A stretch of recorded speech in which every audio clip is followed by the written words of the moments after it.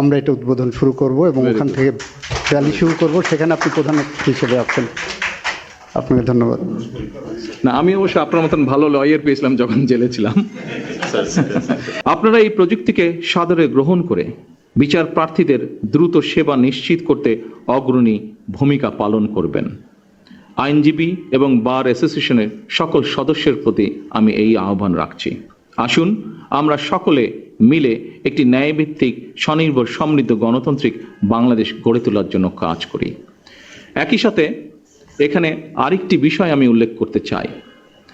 মাননীয় আইনমন্ত্রী সহ এখানে বিভিন্ন প্রশাসনিক কর্মকর্তাবৃন্দ উপস্থিত আছেন, বিশেষ করে যারা জেল কর্তৃপক্ষের সাথে বা সেখানে যারা কাজ করেন। আমি নিজেও 18 মাস জেলে ছিলাম। আমার একটি অভিজ্ঞতা আপনাদের সাথে খুব সংক্ষেপে আমি শেয়ার করতে চাই।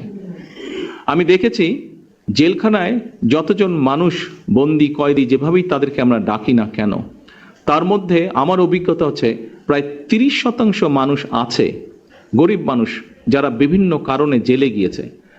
এই মানুষগুলো ঠিক জানেও না তারা কি কারণে জেল খাটছে, এবং বহু মানুষ তারা শুধুমাত্র অর্থনৈতিক কারণে একজন ভালো লয়ার নিযুক্ত করতে পারছে না বলে, তার ফ্যামিলি সেটি এফোর্ড করতে পারছে না বলে এই মানুষগুলো প্রায় 30-35% মানুষ বিনা কারণে জেল খাটছে।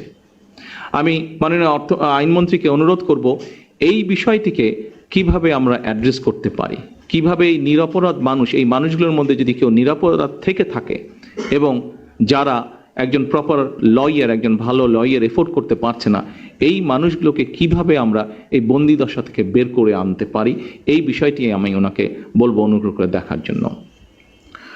উপস্থিত সম্মানিত সকল উপস্থিতবৃন্দ, আমার এই বক্তব্য রেখে আজকে আমার বক্তব্য শেষ করছি।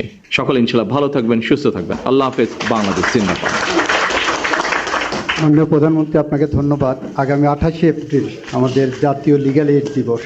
সেখানে আমাদের বড় মহাযজ্ঞ কর্মসূচি আছে, যেটা আমরা অন্যান্যবার 5 স্টার হোটেলে এটা উদ্বোধন হয়। এবার আমরা বলেছি 5 স্টার হোটেলে কখনো লিগ্যাল এইড পাওয়া লোকজন পৌঁছতে পারে না, এই কারণে কুড়িল বস্তি থেকে আমরা এটা উদ্বোধন শুরু করব এবং ওখান থেকে র্যালি শুরু করব, সেখানে আপনি প্রধান অতিথি হিসেবে আছেন। আপনাকে ধন্যবাদ।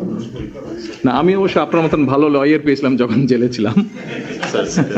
কিন্তু আমরা কথা বলছি, অনেক সাধারণ মানুষ আছে যারা এফোর্ড করতে পারে না, যেটা আপনি হয়তো ধারণা করতে পারেন বিষয়টি, বাট আমি এটা নিজের চোখে দেখে এসেছি।